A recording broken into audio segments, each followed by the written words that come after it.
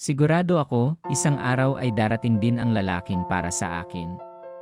Iyong lalaking hindi maduduwag na sabihing mahal niya ako, kahit ano pa ang pinagdaanan niya, o kahit ano pa ang mangyari. Ito ang pamantayan sa buhay ni Aiza. Magkaklase pa lang sila sa college ay may kakaibang damdamin na si Aiza sa best friend niyang si Kurt. Alam niyang walang pag-asa ang damdaming iyon dahil may nobya na ang binata at maayos naman ang samahan ng dalawa. Pagkatapos ng graduation sa college ang huling pagkikita ni Aiza at ng best friend niyang si Kurt. Lumuwas sa Maynila ang kaibigan upang doon mag-review para sa nursing board exam, habang siya naman ay nanatili sa Cebu. Sa awa ng Diyos ay pareho silang nakapasa sa pagsusulit. Hindi man muling nagkita, hindi nawala ang komunikasyon nila. Pagkatapos makapasa ay naging abala si Aiza sa pagbo-volunteer sa isang government hospital. At dahil hindi pa naman regular sa trabaho, naasikaso pa niya ang negosyong itinayo ng kanyang ate, ang fashion boutique, kung saan nagbebenta silang mga high-class na tela at imported o branded clothes. Ang ate Sheila ni Aiza ang tumayong ina at ama niya mula nang maulila sila noong 10 taong gulang siya. Ngayon ay nagtatrabaho pa rin ito sa Singapore kahit napagtapos na siya ng pag-aaral. Pero hindi na ito domestic helper gaya noong una kundi office girl na. Pinag-aral kasi ito ng butihing boss at saka ginawang empleyado sa pag-aaring negosyo. Kaya naman kahit hindi na kailangang mangibang bansa, patuloy na nanilbihan si Ate Sheila kay Mr. Choi bilang pagtanaw ng utang na loob. May kinuha namang assistant sa shop si Aiza, si Jonah, first cousin niya ito na mas bata sa kanya ng 1 taon. Kapatid ng nanay niya ang ama nito. Mula nang hawakan niya ang shop ay hindi siya makabisita man lang sa mga kaibigan, kaya isang araw ay tinawagan niya ang best friend na si Kurt. Pinapupunta ako ni ate para mag-canvas ng presyo ng mga tela at iba pang produkto na maaari naming itinda, sabi ni Aiza nang makausap si Kurt sa phone. Alangan naman kasing puro Singapore made na lang ang i-display namin. Siyempre, mayroon din namang mga customer na ang gusto ay yung mga ordinaryong bilihin pero nasa uso naman. Kailan ka luluwas kung ganoon?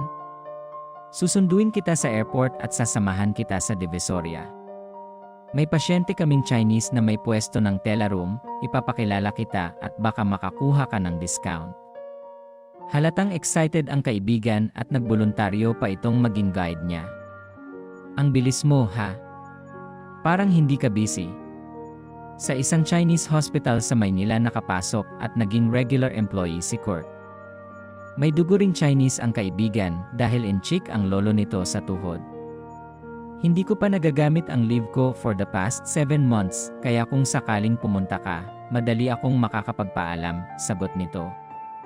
By the way, wala ka na ba talagang planong mag full-time sa ospital? Sayang naman ang tinapos mo. Happy and content na ako sa mga damit, sa mga tela na inaasikaso ko. Naisip ko nga, sana sa ganitong kurso na lang ako nalinya. Well, ang importante ay kung saan ka masaya. Ako naman, masaya na rin ako dahil regular na ako. Pero mapilit si mama na mag-apply ako abroad. London ang pinapatarget sa akin. Pero wala pa namang balita, kaya magtitiyaga na ako sa current work ko. Kaysa naman wala, di ba? Wala ka bang balak na umuwi? Naisip itanong ni Aiza. Kumusta na pala kayo ni Roslyn? Kayo pa rin ba? Ang huli kasi niyang naalala, bago sila nag-graduate ay naging girlfriend ni Kurt ang kaklase nilang si Roslyn. Nakumpirma niya iyon nang minsang magpunta siya sa school at kumuha ng kanyang records. Bago siya nag-review para sa board exam through Roslyn ay naipaabot niya sa binata ang kanyang regalong libro. And in return ay ito rin ang nagbigay ng regalo ni Kurt na baseball cap na may pirma ng isang sikat na baseball player sa buong Asia. She's okay. I guess. Busy kami kaya hindi kami madalas na magkita. Pero nang minsang na ospital ang tatay niya, dumalaw ako. Katulad ng pamilya ni Kurt, sa Maynila na rin naglagi ang pamilya ni Roslyn. May-ari ng ilang maliliit na pharmacy ang mga magulang ng babae. Ang alam niya ay private nurse si Roslyn sa isang nursing home. Saglit na namayani ang katahimikan sa pagitan nila. Paano, Kurt? Tatawagan na lang uli kita para i-confirm ang pagluwas ko. Hinihintay ko pa kasi ang go signal ni ate. Bumuntong hininga ang kaibigan sa kabilang linya. Sige, Aiza. Inform me ahead of time so can arrange my schedule, okay? Babawi lang ako ng tulog ngayon at night shift ako this week. Pagkatapos makipag-usap sa kaibigan ay inabala na ni Aiza ang sarili sa paglilista ng mga pangalan ng tela na ipapadala sa ate niya via email para makapamili ito. Nang matapos iyon ay nabakante na naman siya kaya kung ano-ano ang naisip niya. She's okay. I guess. Nanariwa sa isip ni Aiza ang sinabing iyon ni Kurt nang magtanong siya tungkol kay Roslyn. Parang may something wrong. Nangalumba ba siya sa mesa at binalikan sa isip ang mga alaala noong nasa college pa sila. Nagkayayaan sila ni Kurt na kumain sa isang fast food pagkatapos ng duty nila sa ospital.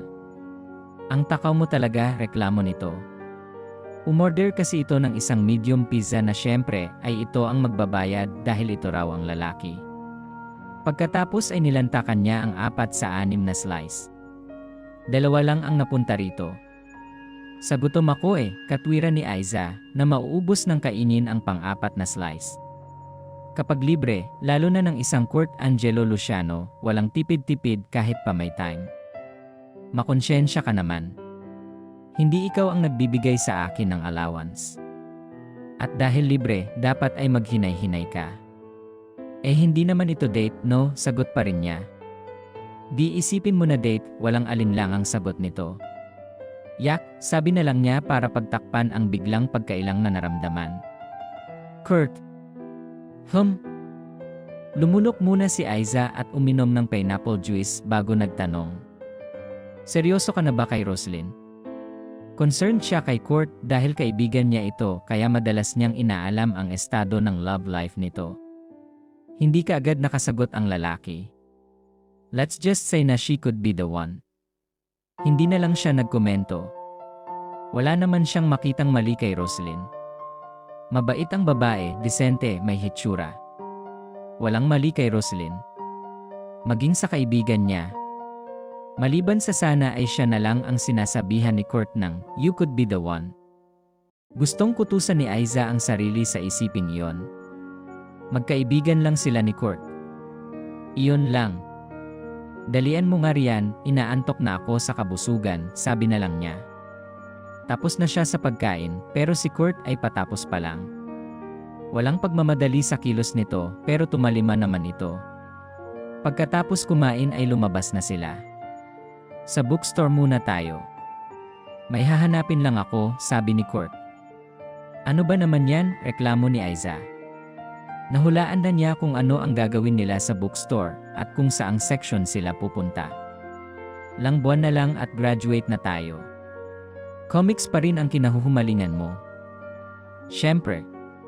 Kasi once na full-fledged nurse na ako, hindi na ito ang makakapiling ko. Pero balak ko pa rin ituloy. Magbabaon ako ng mga ito sa ospital para may mabasa ako kapag hindi busy. Lalo na kapag sa night shift. Hoy, Aiza! Sino na naman ang ini-imagine mo riyan? Napatuwid siya ng upo pagkarinig sa matinis na boses ni Jonah. Are you okay, pinsan? Ang aga mo yatang mag-daydream. Wala. Tinamaan lang ako ng antok. Katatapos ko lang kasing maglista ng mga pangalan ng tela at ipinadala ko pa kay ate. Naku! Maniwala ako. Ang mabuti pa ay harapin mo iyong makulit na customer sa labas. Kukuha nga ng maraming tela pero kung makatawad, wagas. Mukha namang can afford siya, nagpapakunat pa. Sayang, gwapo pa naman sana. Sige, samahan mo ako. Tumayo na siya at sumunod kay Jonah sa paglabas. Malayo pa ay nakita na ni Aiza ang tinutukoy ng pinsan. He looked familiar. Lumapit pa siya ng husto. Sir Wes? Aiza, is that you? What are you doing here?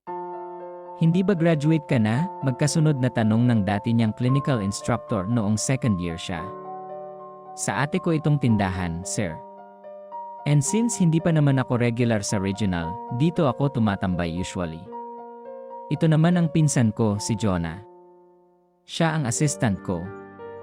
Kapag wala ako, siya ang in charge sa lahat dito.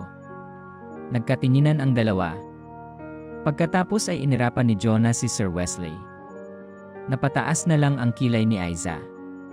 Sa huli ay napapayag niya ang dating clinical instructor na sa kanila na kumuha ng mga tela na gagamitin di umano ng bunsong kapatid nito na amateur fashion designer.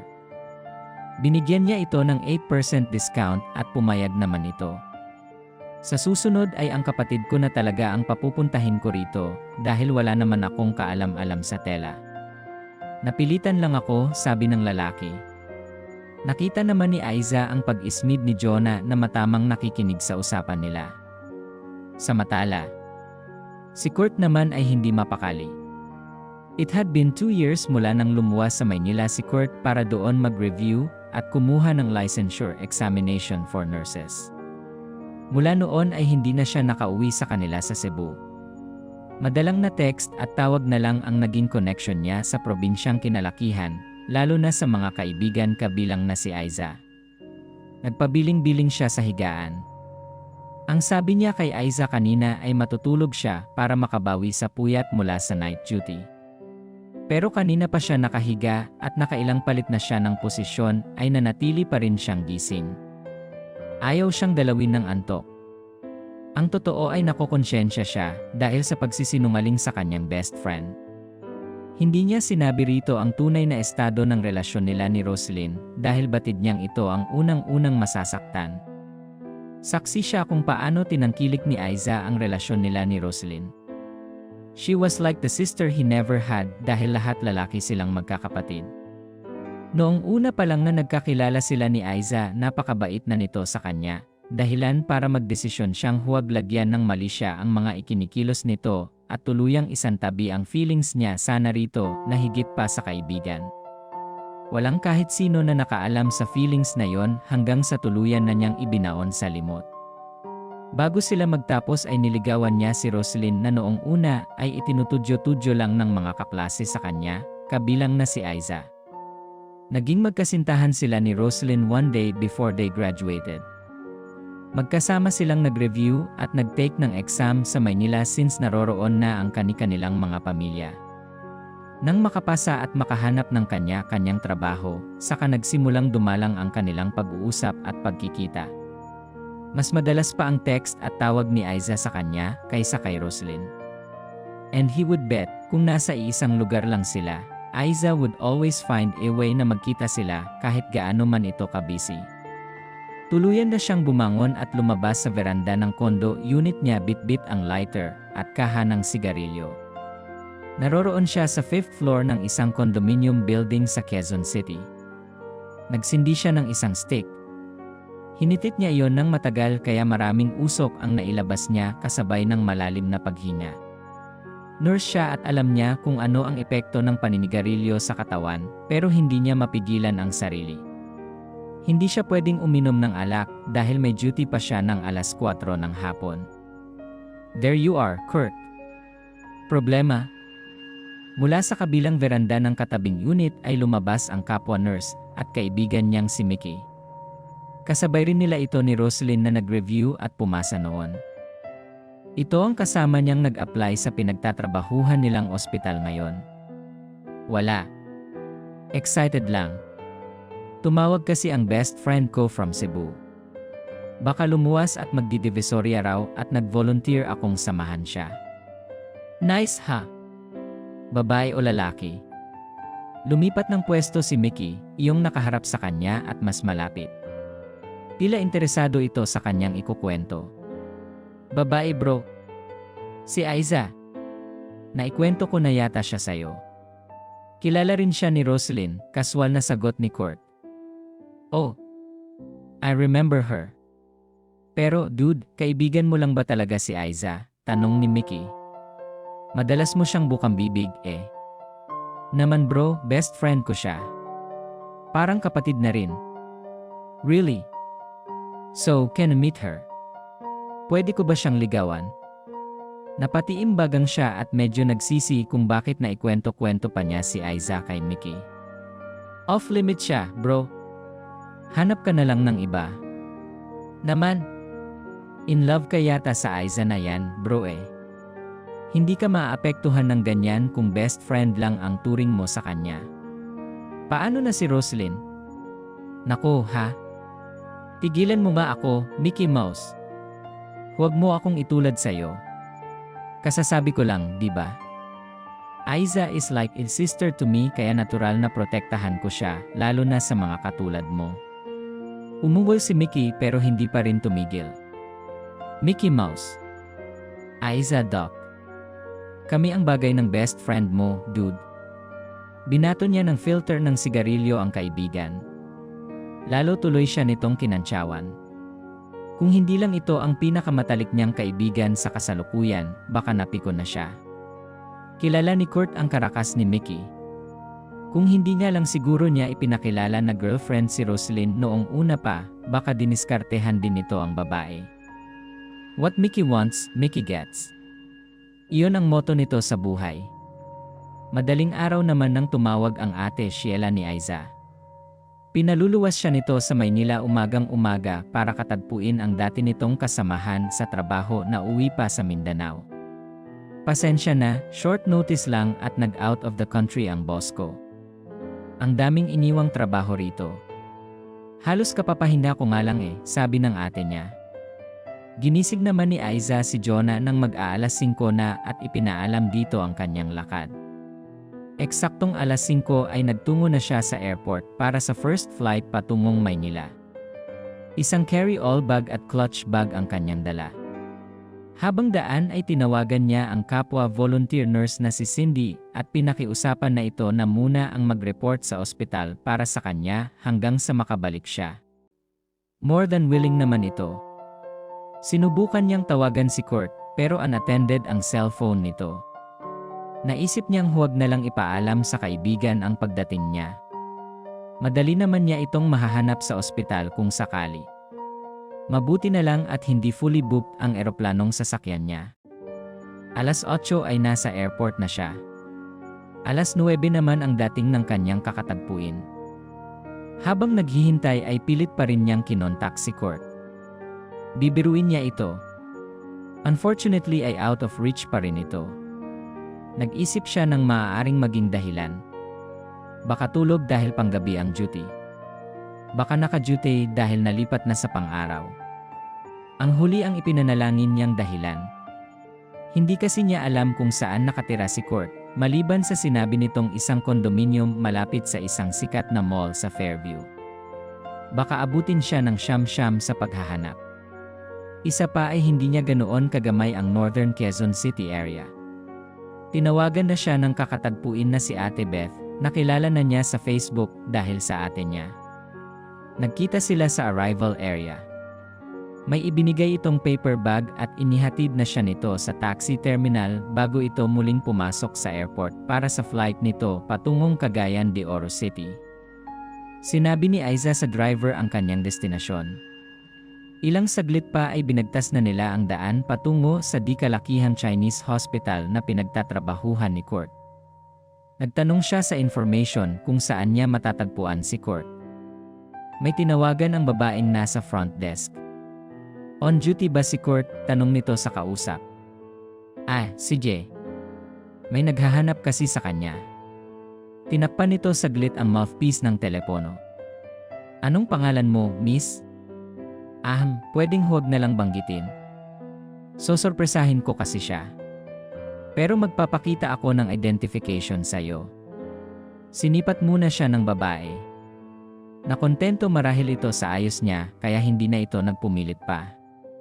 Sabihin mo na lang kay Kurt na may naghihintay sa kanya rito sa lobby. Ibinaba na nito ang telepono. Pwedeng matingnan ang identification mo. Inihanda na yon ni Aiza kaya madali niyang naiabot sa babae ang professional identification niya at passport. Muli siyang tiningnan ng babae. Kilala mo si Roslyn? Girlfriend ni Kurt? Si Roslyn Castigador. Yes, kilala ko yon. Magkakaklase kami ni na Kurt noong college. Bakit? Kilala mo rin siya? Yes. Maikling tugon ng babae. Maghintay ka na lang doon sa couch. Itinuro nito ang mga upuan sa lobby. May ilang taong naroroon. Thank you. Tiningnan niya ang nameplate nito. Parang ang taray nito. Hindi man lang ito ngumiti sa kanya. Pero ipinagkibit balikat na lang niya yon. Naglalakad naman sa hallway ang magkaibigang Kurt at Mickey. Kurt, ha? Sino kaya ang naghahanap sa'yo na ayaw magpasabi ng pangalan? Hindi kaya yung best friend mo na si Aiza? Sandali lang, Mickey. Patapusin mo muna ako bago mo ako istorbohin. May mga files na hawak si Kurt. Galing siya sa mga silid at nag-check ng mga pasyente dahil pauwi na siya. Routine na nila yon bago sila mag-out. Sunod niyang iniligpit ang kanyang mga gamit. Mauna na kaya ako sa lobby para matingnan kung sino ang naghahanap sa iyo. Tapos itatawag ko na lang. Isa pa, babala niya. Ito naman. Pwede rin naman na si Roslyn ang naghihintay sa iyo dahil sa sobrang busy niya ay ngayon lang siya nagka-time na bumisita. Parang mas gusto yata niya ang unang sinabi ni Mickey. He really missed Aiza's company. Ang paglabas-labas nila para mag-food trip at ang katakawan nito pero hindi naman tumataba. Those were the days. Bumuntong hininga siya na napansin naman ng kaibigan niya. What's on your mind, dude? Tanong ni Mickey habang patungo sila sa elevator. Sa 7th floor kasi sila naka-duty. Nilingon ito ni Kurt. Akin na lang yon. Hindi nakaimik si Mickey dahil seryoso na siya. Pagdating sa ground floor, sa waiting area sa lobby kaagad nakatuon ang mga mata ni Kurt. At malayo pa ay nakita na niya ang naghihintay sa kanya na sa ibang direksyon naman nakatingin. Aiza, tawag niya. Nang makita siya ay tumayo ito at dali-dali siyang sinalubong. Kumusta? This is a surprise. Tinapik niya sa balikat ang kaibigan. Gusto man niya itong yakapin ay nag-alinlangan siya. Sorry to keep you waiting. Ikaw kasi. Hindi ba sinabi ko na i-inform mo ako ahead kapag lumuwas ka? Kanina pa kita tinatawagan kaso hindi ka naman makontak. Naisip ko na i-surprise ka, so I'm here now, paliwanag nito. Buti na lang day shift na ako. Kaya hindi mo ako makontak ay dahil naka-off ang cellphone ko. Wait, bubuksan ko nga pala. Dumukot siya sa postman bag niya. Tao rin po ako. Tumirik ang mga mata ni Kurt sa tinig ni Mickey habang si Aiza ay napatingin naman kay Mickey. Siya nga pala. I almost forgot. Akala ko mascot ni Mickey Mouse ang katabi ko biro ni Kurt. Binuksan niya muna ang cellphone at saka ipinakilala ang dalawa sa isa't isa. Hi, Mickey. Ang cute naman ng name mo. Medyo naalarma si Kurt sa tono ni Aiza. Talagang lalaki na ang taingan niyan, Aiza. Naamoy ko kaagad ang isang mabangong bulaklak, pagdiga kaagad ng bruho niyang kaibigan. Sa pagkakaalam ko, walang amoy ang Daisy, Tado. Wala ba? Bakit nakakaamoy ako ng landin? Hay, naku. Halika na nga, Aiza, bago pa masira ang mood ko, sabi ni Kurt sa kaibigan.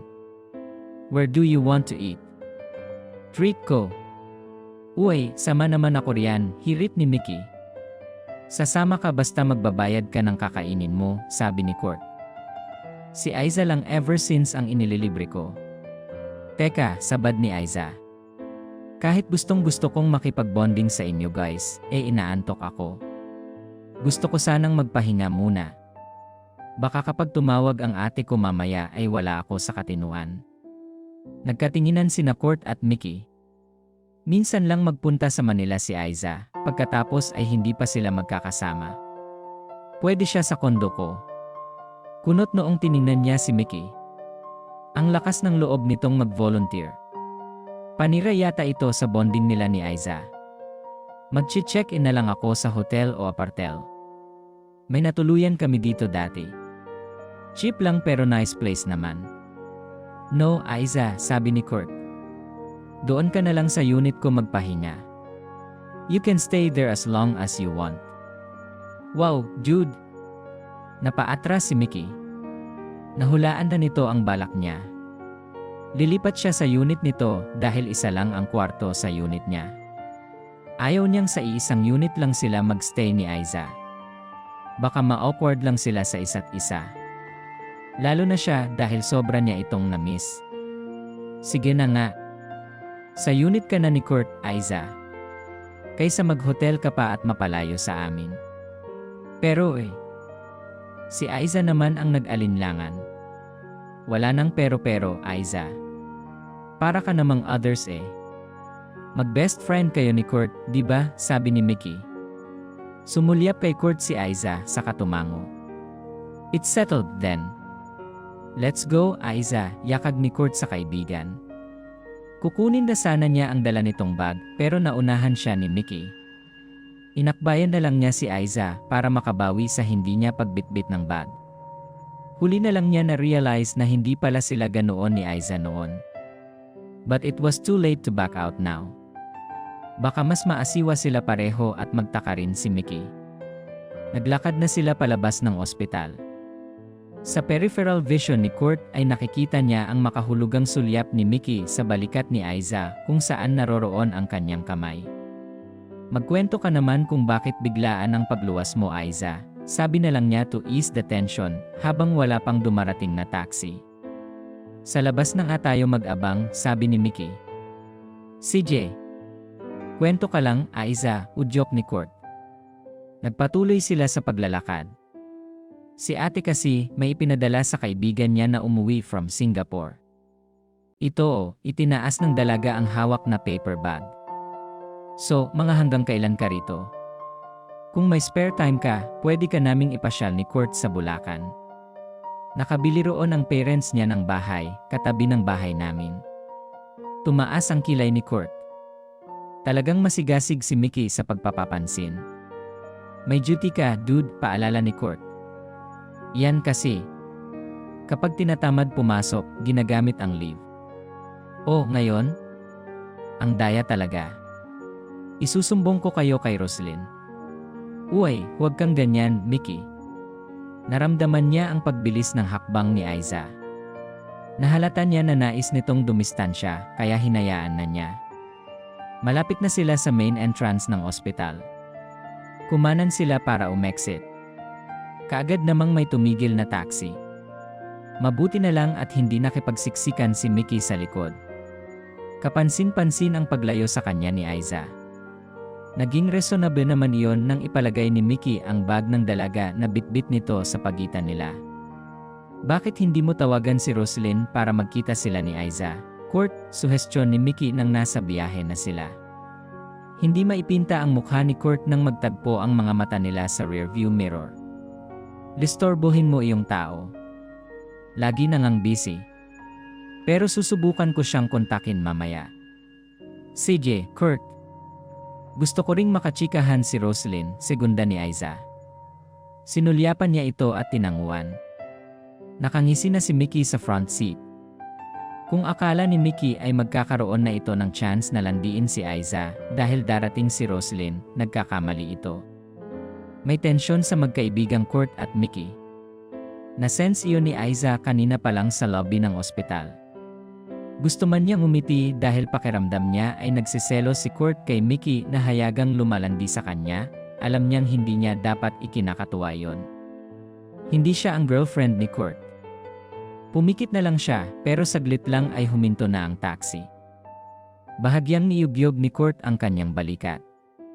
Aiza! Nandito na tayo. Sa loob ka na magpahinga. Dumilat siya. Pasensya na. Halos wala kasi akong tulog. Matulog ka na lang buong gabi. Alanganing oras na ngayon kung may lalakarin ka, ipagpabukas mo na lang. Sasamahan kita. Salamat, Kurt.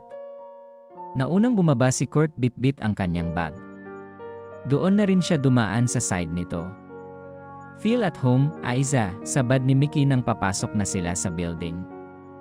Napansin niyang nakatingin sa kanila ang gwardiya. Best friend ni Kurt, sabi ni Mickey sa gwardiya na si Aiza ang tinutukoy. Tumango lang ang guard bilang tugon habang nakasunod sa kanila ang tingin ng nasa loob na sila. Napalingon si Aiza at napailing. Alam niya kung ano ang iniisip ng gwardiya. Ganoon ba kamalisyoso ang mga tao sa Maynila? Nagkibit balikat na lang siya. Basta alam niyang wala siyang ginagawang masama. Sumakay sila ng elevator. Nasa 5th floor ang unit namin ni Mickey. Magkatabi rin yon kaya parang nasa isang bahay kami. Kulang na lang ay lagyan ng adjoining door at pwede nang maglabas-masok sa magkabila, paliwanag ni Kurt nang nasa 5th floor na sila. Naunang lumabas ng elevator si Mickey, pinasunod siya ni Kurt at ito ang nasa huli. Ito na ang may bitbit ng bag niya at hindi na yon ibinigay sa kaibigan. May nakasalubong silang isang babae habang naglalakad sa pasilyo. Nasa pinakadulo ang unit ng mga ito. Iris. Si Aiza, best friend ni Kurt, pakilala uli ni Mickey sa kanya. Girlfriend mo naman? Hi, Aiza. Mauuna na ako sa inyo. Nagmamadali kasi ako. Naku. Paano ba yan, girlfriend ko raw Aiza, sabi ni Mickey. Kinuha ni Kurt ang kamay ni Aiza at hinila siya. Nilagpasan lang nila si Mickey. Hoy! Jude! Joke lang iyon. Ayaw mo noon? Hindi nila iisipin na two-timer ka dahil sa akin, dagdag in Mickey, nasa dulo na sila ng pasilyo. Mabilis na nabuksan ni Kurt ang pinto ng unit nito. Get in! Kurt, mali nga yata na feel at home, Aiza. Bibili lang kami ni Mickey ng hapunan. Here's your bag. Nag-alangan pa rin si Aiza, kaya si Kurt na mismo ang nagtulak sa kanya papasok. Nang nasa loob na siya ay isinara uli ang pinto. Nag-automatic lock ito. Iginala ni Aiza ang tingin sa paligid. Medyo madilim. Hinanap niya ang switch ng ilaw at binuksan iyon. Bumaha ang liwanag sa paligid. Simple lang ang unit. White and gray ang nangibabaw na kulay. May corner sofa, glass divider na naghahati sa sala at dining area. Kanubnob ng dining area ang kitchen. May pinto sa tapat ng kusina pero hindi siya nagtangkang magtungo sa loob niyon. Mas gusto niyang sa sala na lang manatili. Ang totoo ay ayaw niyang lalo pang lumalim ang pagkakakilala niya kay Kurt. Hindi niya alam kung bakit. Nagkasya siya sa sofa. Noong una ay dilat pa siya, pero kinalaunan ay tinamaan na siya ng antok. Namaluktot siya sa sofa at doon na nakatulog. Hating gabi na nang maalimpungatan si Aiza sa pagriring ng kanyang cellphone. Ang ate Sheila niya ang caller. Nagkausap sila tungkol sa ipinadala nito na noon pa lang niya nabuksan. Sample pala ng tela ang mga yon, mga maliliit na piraso, at ribbon, beads at iba pang clothing accessories. Maghanap ka ng mga ganyan sa Divisoria, bilhin nito. Okay, tugon na lamang niya sa nakakatandang kapatid. Nakaramdam siya ng gutom pagkatapos ng pag-uusap nilang magkapatid, kaya nagtungo siya sa dining area habang binabalak na tawagan si Kurt.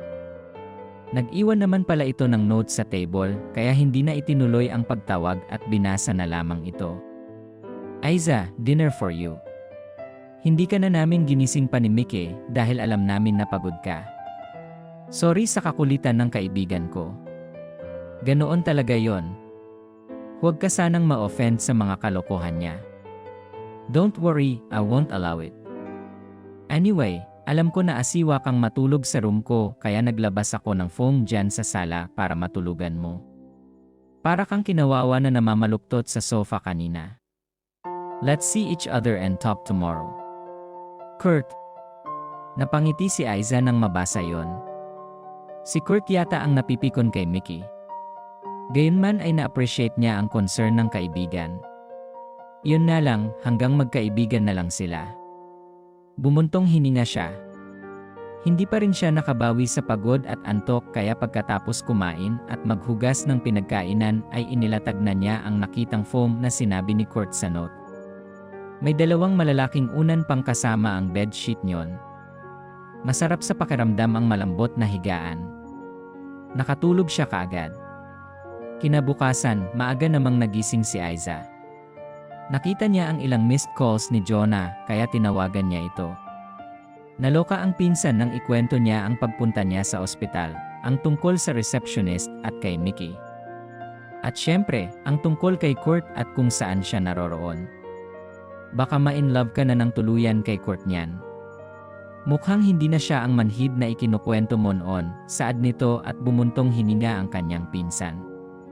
Sana lang ay hindi ka masaktan sa ginagawa mong iyan. Kung makakaiwas, umiwas ka na lang. Better safe than sorry, muli pang paalala nito. Alam ko, pero friends pa rin kami hanggang ngayon. Baka mamaya, magtaka siya kung bakit ako umiiwas na hindi ko naman ginagawa dati. Salamat na rin sa paalala, Joe. Kutusan mo lang ako kapag feeling mo nakakalimot na ako, ha? Pahayag naman niya rito. Naku po. Mukhang may balak ka talaga makalimot, sambit pa nito. Loka. Minahal ko naman siya bilang kaibigan noon pa. Kaya kahit higit pa roon ang nararamdaman ko sa kanya ngayon, gusto kong maging magkaibigan pa rin kami. Feelings ko lang naman ang nagbago pero hindi ang pagiging kaibigan ko sa kanya, pagpapaliwanag niya pa. Shucks! Umamin ka ring bruha ka, napakagatlabi si Aiza. Ang tanong, hanggang saan mo kakayanin? May hangganan ang lahat, Aiza. Don't you ever forget that. Mabilis siyang sumagot. Kakayanin ko. Alangan namang maglupasay ako, di ba? Hay, ikaw ang bahala. I'm just here whenever you need me. Salamat, Joe. May iba tayo, bruha. Alam mo bang yung si Wesley, pinasakit niya ang ulo ko kahapon. Dumaldal na ng tuluyan ang kanyang pinsan. Alam naman niyang siya lang din ang sounding board nito. Sinakyan na lang niya ang mga panggigigil nito kay Wesley. Natigil lang sila sa pagchichikahan nang marinig niyang may kumatok. Sandali, Joe. Next time ulit. Bye, paalam niya dito. Dali-daling tumakbo si Aiza sa lababo para magmumog at maghilamos. Mabuti na lang at straight ang kanyang buhok, kaunting hagod lang ay ayos na. Isang malalim na hininga ang pinakawalan niya bago tila walang pagmamadaling tinungo ang pinto. Bumungad agad sa kanya ang binata. Good morning, bati ng nakangiting si Kurt, sabay taas ng bitbit na supot. Sumama ako kay Mickey sa pagbaba niya kanina at bumili na ako ng pang-agahan natin, saad nito. Binuksan na niya ng tuluyan ang pinto. Sorry kagabi. Tinalo talaga ako ng pagod. At salamat din sa pagpapatulog mo sa akin dito. Nangapit kondo katuloy, hinging paumanhin niya rito. Okay lang na tinulugan mo ako kagabi. Babawi ka naman mamaya. Yung pangangapit kondo ko naman, ika mo nga, so far ay naging useful naman. Nag-inuman kami ni Mickey at marami kaming napag-usapan. Kasama na ang panlalandi sa'yo ng gago, mahabang tura naman ito. Wala naman akong problema kay Mickey actually. Nakakatuwa nga siya sagot naman niya dito. Loko talaga yon, pero sinabihan ko na maglalaylo na yon sa next meeting nyo, muli ay sambit nito. Sana hinayaan mo na lang siya, sabi ni Aiza habang kumukuha ng mga plato. For a change, may lalaki naman sa buhay ko na palaimik at palabiro at vocal sa kung ano ang iniisip at nararamdaman niya. Hindi katulad ng iba riyan, pabirong pahayag niya sa binata. Pinariringgan mo ba ako? Tanong ng binata na hindi napansin ni Aiza na nasa likuran na pala niya. Hindi. Naputol ang sasabihin sana ni Aiza dahil pagpihit niya ay nakabanggaan niya si Kurt. Mabuti na lang at napapagitnaan nila ang mga platong hawak niya at nasalo rin nito ang mga iyon kaya hindi nahulog at nabasag. At kung hindi dahil sa mga plato, baka mismong mga katawan nila ang nagbanggaan. Hindi niya alam kung paano magre-react. Buti nga at hindi nagdikit ang mga katawan nila, pero ang mga kamay ni Kurt ay nasa ibabaw ng mga kamay niyang nakahawak sa mga plato. At ramdam na ramdam niya ang pagtulay ng tila boltahe ng kuryente sa mga himaymay ng kanyang laman. Napatingala siya kay Kurt. Ito naman ay napayuko sa kanya. Matagal silang nagtitigan. Sa huli ay ito ang kusang dumistansya. Ayoko na ikinokumpara ako sa ibang lalaki, Aiza. Nakakasama naman ng loob na ako itong kaibigan mo, pero kay Mickey kaya ta kumakampi. Nagtungo ito sa lababo pagkasabi niyon. Sorry. Ikaw naman, hindi na mabiro. O sige, babawi ako. Sinikap ni Aiza na umaktong wala siyang pinagdadaanang problema sa pagkokomprontahan nilang iyon. Inabala pa rin niya ang sarili sa table arrangement. Eksaktong nakabalik na si Kurt ay natapos na rin si Aiza sa pag-aayos ng mesa. Ililibre kita ng lunch at dinner, nakangiting sabi pa niya. Pagkain ang isinusuhol. Nagtatampo pa rin ang tono nito. Eh ano ba nang gusto mo? Sabihin mo lang at kung kaya ko ay gagawin ko naman, sambit niya dito para hindi na magtampo ang kaibigan. Pag-iisipan ko muna, turan naman ni Kurt. Kainis ka naman nakaingos niyang sabi. Magtatampuhan pa ba tayo? Hindi naman ako magtatagal dito. Sige ka, uwi na lang ako sa Cebu niyan, pahayag niya pa sa binata. Tapos na ba ang pinapaasikaso ng ate mo? Tanong naman nito. Di sa ka na lang yon. Nakakainis ka naman May patampo-tampo ka pang nalalaman. Gusto mo pa yatang aluin naiinis na niyang turan dito. Wala namang masama doon Para itong bata na ayaw magpatalo. Akmang tatayo siya, ngunit napigil siya nito kaagad. Awat na. Ito naman napikon agad. Sinubukan lang kita. Nakangisi na ng mga sandaling iyon si Kurt. Nakakainis ka. Dinampot ni Aiza ang tinidor at ibinato rito. Ops! Nakailag ito pero hindi ang tinamaan niyang figurine na dolphin. Naku! Sorry!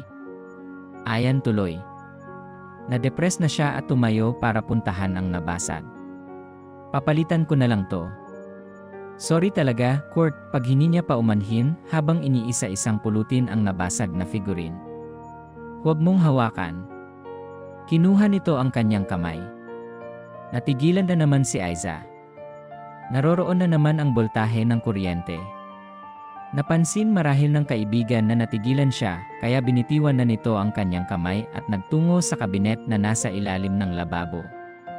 Pagbalik ay may bitbit na itong feather duster at dustpan. Sorry talaga, Kurt. Bagsak ang pakiramdam na bumalik si Aiza sa inuupuan kanina. Wala na siyang ganang kumain. Hindi sumagot si Kurt. Tinapos muna nito ang pagtatanggal ng mga bubog sa display cabinet at kumuha na ng walis para walisan ang sahig na may piraso pa ng mga nabasag na ceramic, pagkatapos ay dinala sa kusina ang dustpan. Kumuha ito ng plastic at doon inilagay ang mga bubog, saka inilagay sa garbage basket doon. Nakamasid lang siya sa bawat kilos nito. Halatang sanay sa bahay ang best friend niya. Maliban sa maayos at malinis na paligid, organized ang mga gamit doon. At ang basurahan, 3 kulay, yellow, green at red. Nag-waste segregation ito. Pero hindi na nakapagtataka na ganoon si Kurt. Nurse ito sa hospital. Pero hindi rin naman dahil doon kaya ganoon si Kurt. Likas talaga rito ang pagiging malinis sa bahay. Minsan siyang nakapunta sa bahay ng mga ito sa Cebu at walang katulong ang pamilya kahit pa pulos lalaki ang magkakapatid. Nagluluto sa bahay ang panganay, naglalaba ang bunso at si Kurt ang naglilinis sa kabahayan. Naghugas na ito ng kamay pagkatapos ay bumalik sa mesa. Magkaharap na uli sila. Kain na tayo, anito. Na parang bale wala lang ang nangyari. Sorry, malumanay na sabi ni Aiza. Wala yon. Hindi mo naman sinasadya Kaysa naman itong gwapo kong mukha ang nabasag. Saan ba galing yon? Papalitan ko na lang. Umiling ito. Sumubo muna. Mumuya. Uminom ng tubig. Saka sumandig sa backrest ng silya at hinarap siya. Parang relaxed na relaxed ito.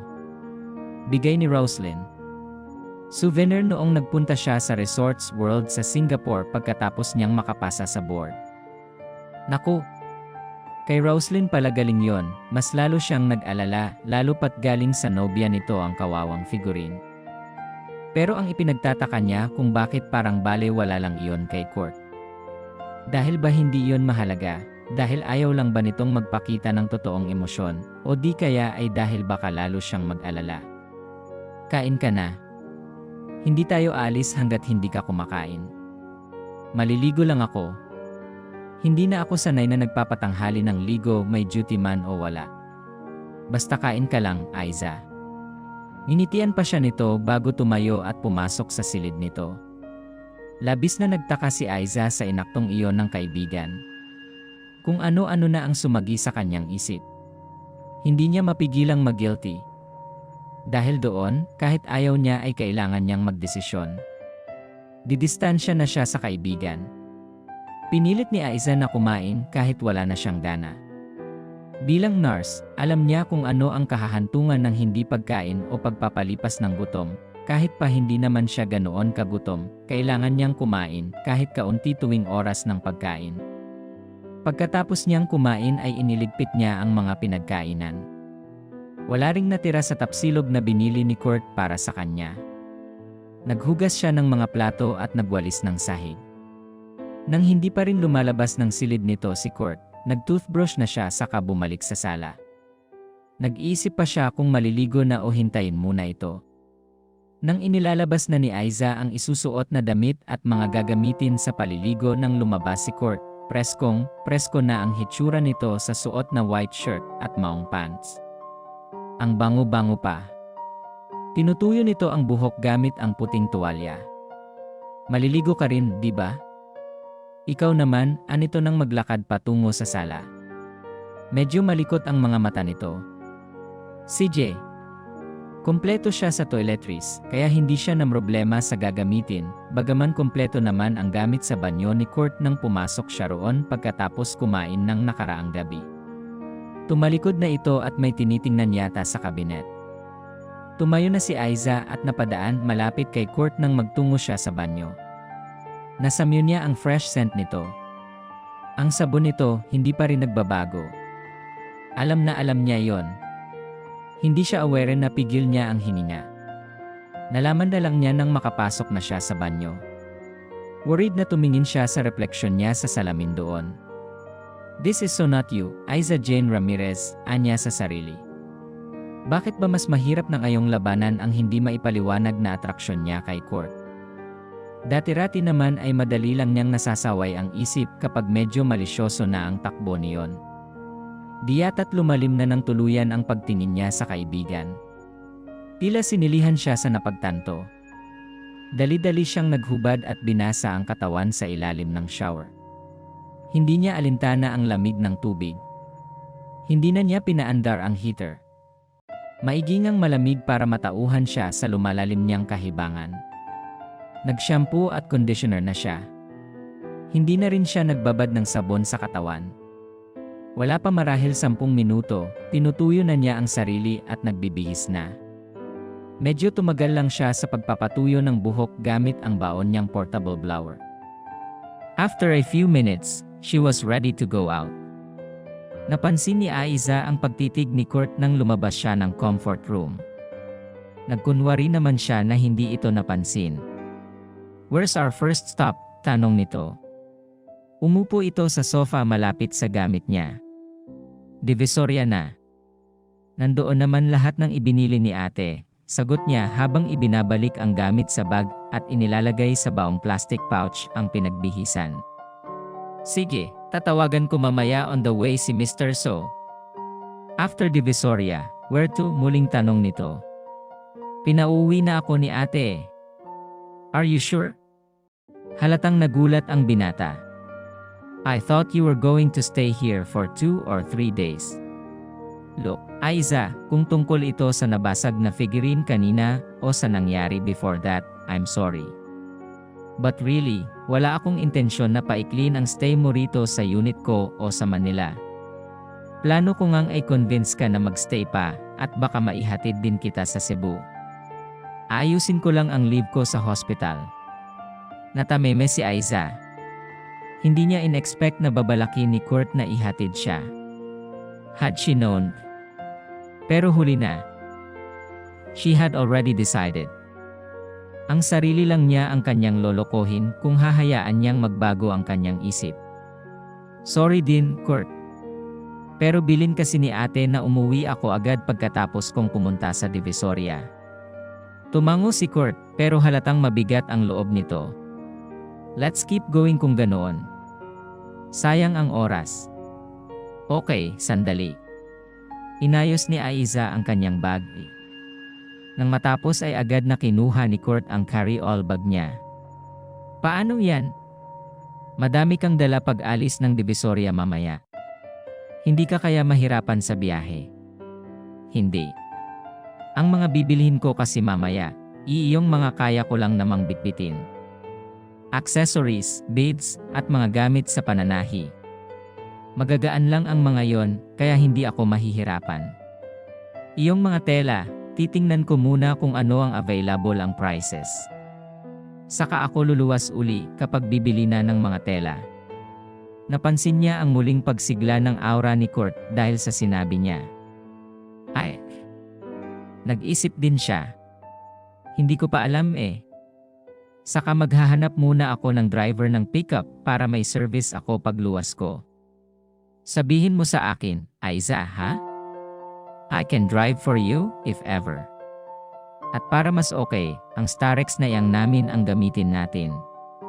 Hindi naman magasto sa diesel yon, pagboboluntaryo ni Kurt. Nahawa na rin si Aiza sa excitement ng binata. Sinabi mo yan, ha? Naman. Ikaw lang naman itong. Hindi nito itinuloy ang sasabihin, ikaw talagang Aiza Jane ka. Tara na nga. Hinila siya nito sa pamamagitan ng pag-akbay. Hindi na siya nakapalagpa. Maliban sa gusto niya ang feeling na magkalapit sila ni Kurt, nakaka-addict ang bango nito. Saka nawiwili na yata siya na nakaakbay ito samantalang second time pa lang iyon na nangyari at hindi nila iyon nakasanayan noong nasa college sila.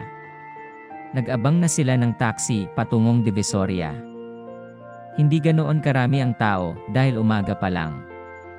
Kadalasan ay pahapon nagsusulputan ang mga sidewalk vendor doon. Pero dahil hindi naman yon ang sadya ni Aiza, advantage sa kanya na hindi pa gaanong matao. Hindi siya nahirapan sa mga bitbit niya at syempre, naroon si Kurt para i-ensure ang kanyang safety. Kahit kailan ay gentleman talaga ang binata. Kahit sinabi ni Aiza na ililibre niya ito ng lunch, ito pa rin ang nagbayad. Hindi na nga niya matutupad ang dinner, hindi pa rin ito nanumbat.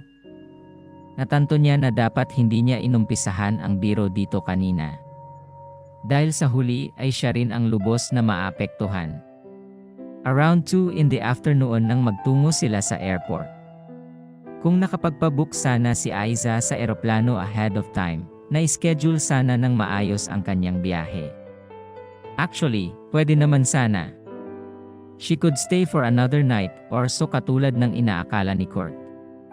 Kaso nga, mas pinili niyang umuwi na lang. Ayaw niya ng mas komplikadong sitwasyon na pwedeng mangyari pagkatapos ng sunod-sunod na tila warning bells na yon. Umalis lang si Kurt nang tawagin lang ang kanyang flight. Malungkot itong kumaway sa kanya. Hindi pa man siya nakakasakay ay tumawag na ito sa cellphone. Ingat, sabi nito pagkatapos ng mahabang katahimikan sa pagitan nila. Salamat, nakangiting sagot niya. Siya na ang pumutol sa tawag. Baka mahalata nito na ang ingat na sinabi nito ay iba ang haplos sa kanyang puso. Isang linggo pagka-uwi ni Aiza mula sa Manila, ay nakatakda na naman sana siyang bumalik doon. Kaya lang ay nagkasakit si Cindy, ang nurse na pansamantalang humahalili sa kanya sa hospital, kaya imbes na gamit sa pagluwas ang kanyang inayos ay gamit sa pagpasok na lamang. Iniwan na rin niya kay Jonah ang botik sa araw na yon, kaya nasa bahay lang siya. Pagkatapos maihanda ang uniform na gagamitin sa pagpasok sa hospital kinabukasan, kinalkal niya ang mga lumang gamit sa isa niyang kabinet. Kailangan na yata niyang itapon ang ilan sa mga yon dahil sumisikip na. Nasulyapan ni Aiza ang nakasabit na baseball cap sa likod ng pinto. Mula sa pagiging puti ay nanilaw na yon. Mahigit 1 taon na rin mula nang itago niya ang sombrero na bigay ni Kurt. Kinuha niya yon at sinipat. Naroroon pa rin ang pirma ng Indian baseball player na crush niya. Pinabordahan niya ng maliit na pangalan niya sa likod at patalikod niyang isinuot iyon. Hindi niya maiwasang maging emotional bigla. Kung hindi naging sina Kurt at Roselyn, may pag-asa kayang maging sila ng matalik na kaibigan. O paano kung niligawan siya ni Kurt noon imbes na kinaibigan? O kaya ay paano kung imbes na nakipagkaibigan ay siya na ang nagtapat ng damdamin dito? Kagagahan iyon. Sabi niya sa sarili. Bakit ba isip siya ng isip ng mga bagay na hindi naman nangyari? Hindi na niya maibabalik ang nakaraan. There was no sense of crying over spilt milk. Uy! Napamura si Aiza, sabay piksi para maalis ang kamay na nakapatong sa kanyang balikat. Ano ba? Sita niya sa nanggulat sa kanya at niyugyug pa ng malakas ang kanyang balikat. Hello! Surprised! Don't I deserve a hug? Sabi ni Kurt na hindi na hinintay na makapag-react siya. Isang mahigpit na yakap ang iginawad nito at nang pakawalan siya ay noon lang niya natantong hindi siya huminga sa mahabang sandaling yakap siya nito. Grabe, balak akong patayin sa gulat, nakaingos niyang sabi. Magkahalong gulat at inis ang kanyang naramdaman ng mga sandaling iyon. Umismid ang binata. Ikaw na nga itong dinadalaw, ikaw pa itong nagrereklamo. Napadako ang tingin nito sa baseball cap na suot niya. Mabilis iyong tinanggal ni Aiza at itinago sa kanyang likuran sa pag-aakalang hindi iyon namukhaan ni Kurt. Ginulat mo ako eh. Tapos halos sakalin mo ako sa yakap. Nauna siyang lumabas ng kanyang kwarto. Dapat ay naglalak siya ng main door kapag nasa kwarto siya at walang kasama. Kaya lang, wala namang basta-bastang pumapasok sa gate nila at dediretso sa kwarto niya kung hindi malapit sa kanya. At sa kalituhan ni Aiza ay nakalimutan niya na bitbit pa rin niya sa likuran ang baseball cap. Hindi mo yata nilalabhan ang isang yan. Naninilaw na eh, puna ni Kurt. Ibabad mo sa breeze, iyong may active bleach daw. Leon ang ginagamit ng maid ni na mama sa bahay. Si Bricks pa ang nag-recommend noon. Si Bricks ang bunso nitong kapatid na expert sa paglalaba sa murang edad, mapa-washing machine man o handwash. Hindi lumingon si Aiza nang sumagot. Kita mo nga ngayon ko palang lalabhan. Nagtungo siya sa laundry area. Sus! Kunwari ka pa. Nakalimutan mo na palang alagaan ang sombrero na bigay ko. Sayang. Permado pa naman ni Ring Kusing. Tinaasan siya nito ng kilay sa kainakbayan. Kung sa bagay, saan mo nga naman isusuot yan? Ewan ko ba sa'yo at lagi mong pinagnanasaan ang mga sombrero ko noon? Kunot noong tiningala niya ito. Napupuna mo yon? Tanong niya sa binata, syempre naman. Ano nang akala mo sa akin, may memory gap? Hindi lang ako nagsasalita, pero marami akong natatandaan, Aiza Jane, banat naman ito sa kanya. May lagnat ka ba? May sapi. Dinaandala niya sa biro iyon, pero ang totoo ay kinakabahan siya. Kung napuna ni Kurt ang mga gesture niya noon, posible kayang may napuna rin ito sa paraan ng pakikitungo niya rito. Nagtetake ako ng Memo Plus noon pa kaya ako ang Kurt na hindi kailanman nakakalimot. I am the same Kurt but improved. Ang bagong Kurt ay sweet, maalalahanin, maalaga at open sa kanyang damdamin. Makahulugan itong sabi. Nagsitayo yata ang mga balahibo ni Aiza sa bulugod dahil sa mga pinagsasabi ng binata. Hindi niya alam kung paano magre-react sa mga sinasabi ni Kurt. Pinili na lang niyang daanin uli ito sa biro. Gutom lang yan, dude. Teka, ihahanap kita ng makakain. Anong gusto mong inumin, juice, drink o kape? Alok niya dito. Tubig na lang, please, mabilis na sagot naman nito. Tinungo niya ang refrigerator, pero ang tingin ay kay Kurt nakatuon. Bumangga tuloy siya sa fridge. Dali-dali naman siyang dinaluhan ni Kurt. Kita mo na, nasaktan ka tuloy. Ang lagkit kasi ng tingin mo sa akin, eh. Tinampal niya ito sa dibdib habang inaalalayan siya nito pabalik sa mesa. Ito na ang kumuha ng tubig. Parang ikaw ang may sapi niyan eh. Nakakapanibago ka kasi. Mula ngayon, masanay ka na sa akin. Ano bang nakain mo, saka bakit bigla ka na lang naparito? Let's just say na marami akong gustong gawin sa buhay na hindi ko pa nagagawa noon kaya umpisahan ko na. Isa na roon ang pangako ko sa best friend ko na ipagdadrive ko siya papunta sa Divisoria at pabalik sa Cebu. Nakaramdam siya ng panghihinayang. Pero hindi pa ako makakapunta, Court. May duty kasi ako eh. Baka next week na uli. Saka wala naman akong sinabi na this week ako luluwas, di ba? Oo eh, di sa hospital kita ihahatid at susunduin. Tinapik siya nito sa balikat. Ako na lang ang bahala sa makakain natin. Wait here. Wala siyang nagawa kundi maupo at sumang-ayon dito. Hindi niya alintana na nagkabukol yata siya sa noo. Ayaw niyang sayangin ang pagkakataon na naroon si Court sa bahay nila nang silang dalawa lang. Bahala na muna ang ibang bagay. Saka na niya iisipin ang mga yon. Sa komedor na sila tumambay habang nilalantakan ang pasalubong ni Court na chicharong bulaklak at balot. Paborito nilang kainin ang mga yon noong college at kailangan nilang maglamay sa mga school projects. Madalas ay sa bahay sila ni Roslyn dahil maliban sa mas malaki, iyon ang pinakamalapit sa school nila. Maya-maya pa ay dumating ang kanyang pinsan. Lumapit si Jonah sa mesa para tingnan kung ano ang kinakain nila. Yoks, mariing sabi nito. Tumigil ka nga, Jonah, saway ni Aiza sa walang babalang dumating na pinsan at para maitago ang kanyang pagkadismaya. Bakit ka nandito? Hindi pa naman closing, tanong niya dito. Kumusta, Jonah? Bati naman ni Court. Matalim na tingin ang ipinukol ni Aiza sa pinsang tila nagpa-cute bigla sa pagkakakamay sa binata. Pinandilatan niya si Jonah nang sa halip na bawiin na ang kamay ay humagikik pa ito. Jelling ang iba riyan, tudyo ni Jonah. Ano yon? Nagtatakang tanong ni Court. Sagutin mo ako, bruha ka. Bakit ka ba nandito? Kasi naman You forgot yata na it's Sunday kaya half day lang tayo. Sign of aging na ba yan at 23? Baka kailangan mo na ng Memo Plus. Dumating lang si Court Nanggigil na pinandilatan ni Aiza ang pinsan. Di yata't kanina pa nakikinig sa kanila ang bruha. Nakonsyensya si Aiza na walang kaalam-alam si Court sa tinutukoy nila ni Jonah. Kung bakit kasi basta na lang sumulpot ang mga ito sa bahay ng araw na yon. Pero aminin ni Aiza na tunay siyang masaya sa pagdating ni Court. Paano, Aiza? Anong oras ang duty mo bukas? Ihahatid at susunduin kita, basag ni Court sa katahimikan.